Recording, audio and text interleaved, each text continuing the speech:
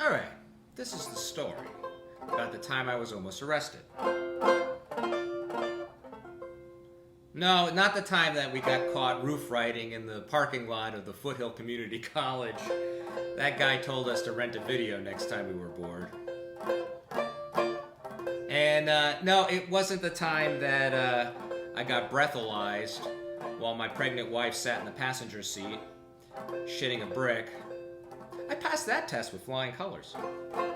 And no, it wasn't the time that I was sharing a joint with a friend in a doorway in Chelsea, and a black car rolled up and two plainclothes policemen walked out.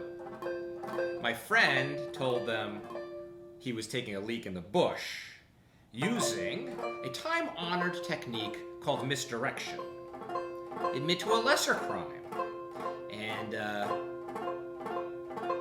they'll let you go. You know, that shit really works. I knew a guy used to smuggle contraband across the border into Canada. And when he would go across the border, there was a rule that you were allowed a certain amount of booze that happened to be more than one bottle of wine and less than a second bottle of wine. So he'd bring two bottles, he'd declare both of them, and then a discussion would commence as to whether he could bring the second bottle of wine. Sometimes they would confiscate his bottle of wine, and then sometimes they'd let him go. But either way, they never checked the trunk. But no, this is not the story about those times I was almost arrested. This is the story about the time I almost got thrown in the Virginia Pokey. I was on a gig, of course. I was playing a wedding gig with a band leader who was just starting out at the time. Now he's really successful, and he still gets me gigs, so I'm not going to tell you his name. Well, all right, it's Michael, but I'm not going to tell you his last name. So he gets this wedding gig in Virginia, sandwiched between a gig in New York the night before and a brunch gig in Brooklyn the day after.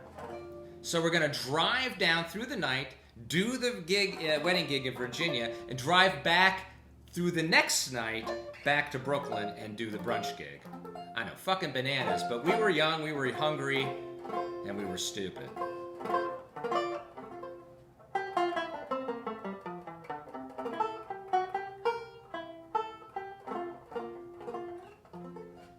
No, Michael shows up with this van that he had rented in East New York. It was covered in dents. It was concave in shape as it sagged on ball tires. The axle was falling off.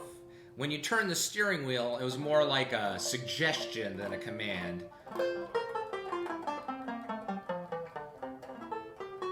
And you gotta picture the band now. Michael was dressed like a jazz-age paperboy. The saxophonist had a mohawk. The percussionist was a white French dude with dreadlocks. And the guitar player was a vagabond stoner.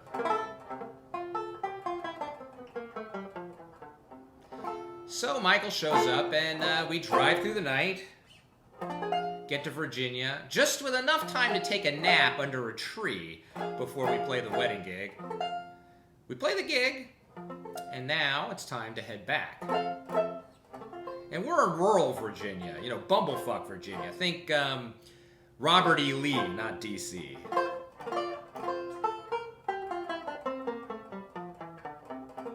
And we come to a roadblock. And the cops are kind of ambiguously waving cars to and fro.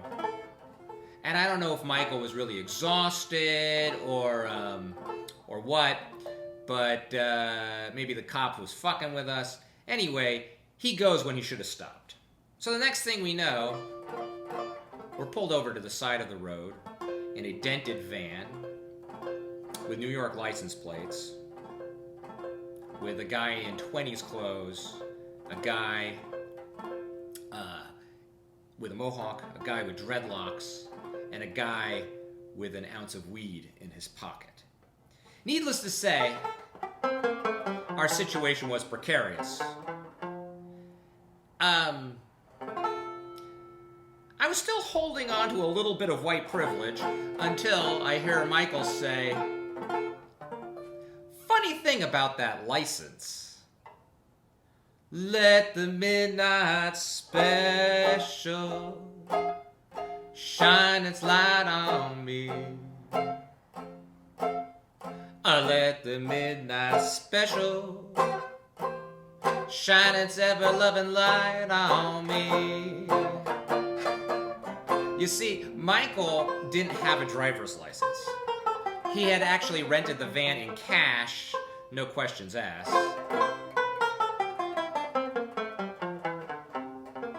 Now, a couple of things you need to know about Michael. Michael is a handsome guy despite the antique attire. And he actually grew up in Georgia, even though his parents were from New York. So we never thought of him as Southern, didn't have a Southern accent. But suddenly, this Southern accent pours forth from his mouth. You see, man, we were playing at the Salem Baptist Church for a wedding, and we're headed back to the Stonewall Motor Lodge, where I happened to leave my driver's license. However, I happen to have my passport in the glove compartment, if that would do. Perhaps you'd like to follow me to my lodge, and I could retrieve my license for you. Well, I realize in this moment, Michael's actually flirting with this cop. You see, this was a lady cop.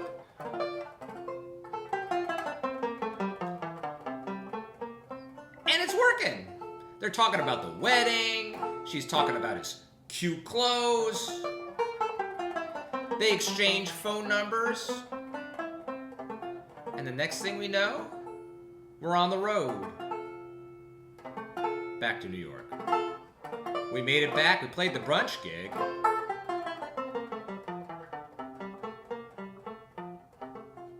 Let the midnight special shine its ever-loving light on me. Let the midnight special shine its ever-loving light on me. Folks, if you like the story, throw me a few shekels, a Finsky or two, at my Venmo or PayPal account. I might need it to post bond.